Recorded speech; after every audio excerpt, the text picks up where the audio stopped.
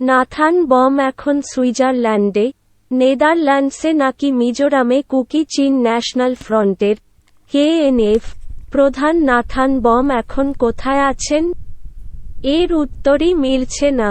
দলের পক্ষ থেকে দাবি, নাথান বম সুইজারল্যান্ডে আছেন। নিরাপত্তা বিশ্লেষকদের ধারণা, তিনি নেদারল্যান্ডসে আছেন। আবার সীমান্ত পেরিয়ে নাথান বম ভারতের মিজোরামে আছেন বলেও কেউ কেউ মনে করেন। সব মিলিয়ে তার অবস্থান নিয়ে এক ধরনের ধোঁয়াশা এখনো রয়ে গেছে। আরেকটা বড় প্রশ্ন হচ্ছে, দলের সদস্যরা কোথায় লুকিয়ে আছেন? কেএনএফ সূত্র অবশ্য বলছে যে দলটির উল্লেখযোগ্য সংখ্যক সদস্য এখন বাংলাদেশের ভেতরই আছে। তবে এর চেয়ে বেশি সংখ্যক সদস্য ছড়িয়ে আছে মিয়ানমার ও মিজোরামের বিভিন্ন এলাকায়। মিজোরামের একাধিক সূত্র বলছে, ওই রাজ্য সংলগ্ন মিয়ানমার সীমান্তের একটি জায়গায় নাথান বম আছেন সন্দেহ করে বিশেষ অভিযান পরিচালনা করা হচ্ছে। তবে বাংলাদেশের নিরাপত্তা বাহিনীর একাধিক সূত্র বলছে যে ব্যাংকে ২ দফা হামলার পর কেএনএফের বেশির ভাগ সদস্যই আসলে পালিয়ে গেছে। আর নাথানের সর্বশেষ অবস্থা নিয়ে স্পষ্ট করে তারা কেউ কিছু বলছে না।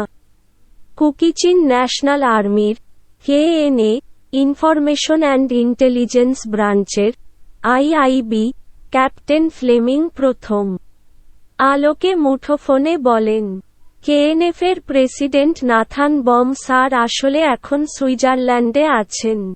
সেখানে বাদ দিয়ে যেখানেই খোঁজা হোক না কেন, কেউ তাকে পাবে না। কেএনএফ ২০২২ সালের গোড়ার দিকে পাহাড়ে তৎপরতা শুরু করে।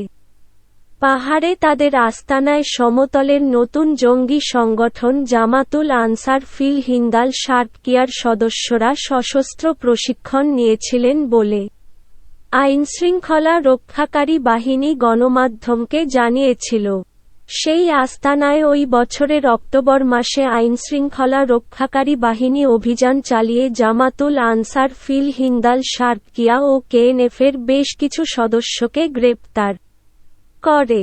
কেএনএফের বিরুদ্ধে এই অভিযান চলার সময়ই ওই সশস্ত্র দলের সদস্যদের স্বাভাবিক জীবনে ফিরিয়ে আনার জন্য জেলা পরিষদের চেয়ারম্যান তোষৈয়ল্লা মারমার নেতৃত্বে শান্তি প্রতিষ্ঠা কমিটি গঠন করা হয় গত বছরের মে মাসে।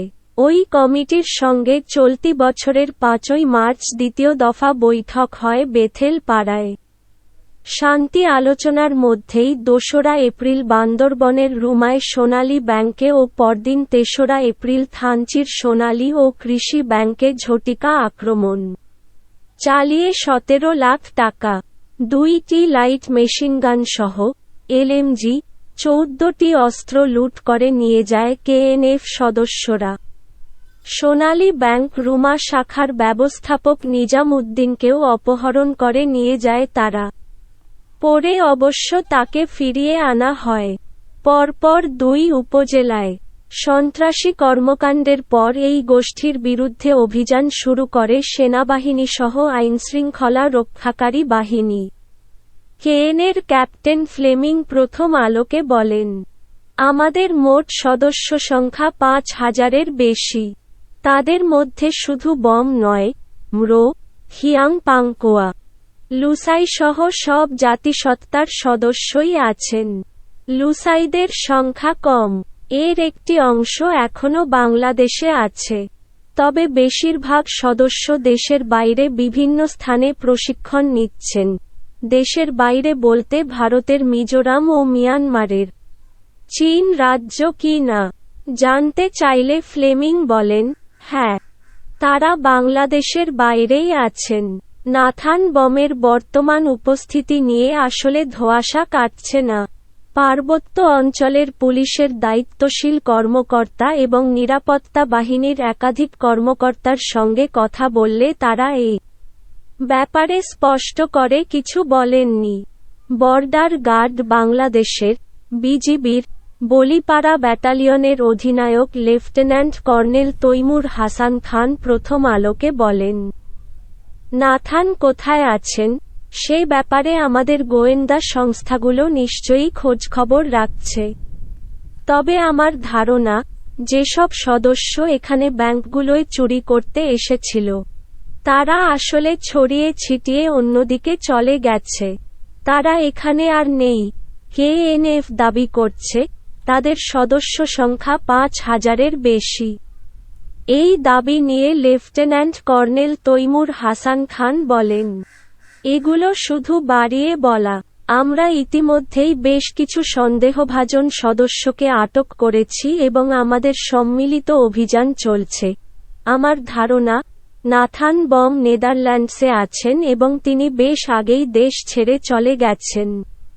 কারণ নাথানের এনজিওটিকে সাহায্য করত নেদারল্যান্ডসের একটি আন্তর্জাতিক সংস্থা। মেজর অবসরপ্রাপ্ত এমদাদুল ইসলাম, নিরাপত্তা বিশ্লেষকদের কারো ধারণা যে নাথান বম আসলে ইউরোপের কোনো দেশে আছেন। নিরাপত্তা বিশ্লেষক মেজর অবসরপ্রাপ্ত এমদাদুল ইসলাম প্রথম আলোকে বলেন, আমার ধারণা, নাথান বম নেদারল্যান্ডসে আছেন এবং তিনি বেশ আগেই দেশ ছেড়ে চলে গেছেন। কারণ নাথানের এনজিওটিকে সাহায্য করত নেদারল্যান্ডসের একটি আন্তর্জাতিক সংস্থা। তারাই তাকে ওই দেশে নিয়ে গেছে। কেএনএফের সঙ্গে শান্তি আলোচনার জন্য গঠিত কমিটির সভায় নাথান বমের উপস্থিতির ব্যাপারটি নিয়ে আলোচনা হয়েছিল বলে একটি সূত্র জানায়। কিন্তু ২ দফা বৈঠকেও তাকে হাজির করা যায়নি। শেষ ২২শে এপ্রিল চূড়ান্ত আলোচনা হওয়ার কথা ছিল বলে একটি সূত্র জানায়।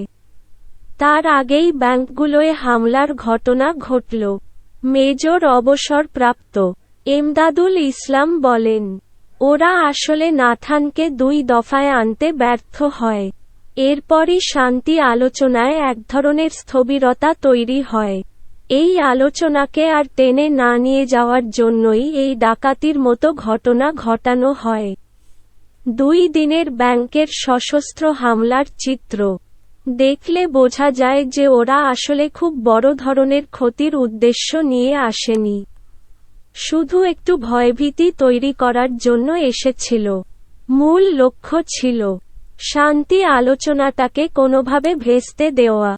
ভারতের ত্রিপুরা বা কলকাতা হয়ে কিংবা মিয়ানমারের চীন থেকে ইয়াঙ্গুন হয়ে নাথান বম ইউরোপে চলে গেছেন বলে মনে করেন এমদাদুল ইসলাম।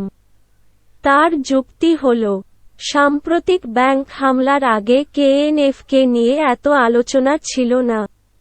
নাথান বমকেও কারো খুব একটা অনুসরণ করার কথা নয়। তাই তিনি এসব পথ ধরে সহজেই ইউরোপে চলে যেতে পারেন।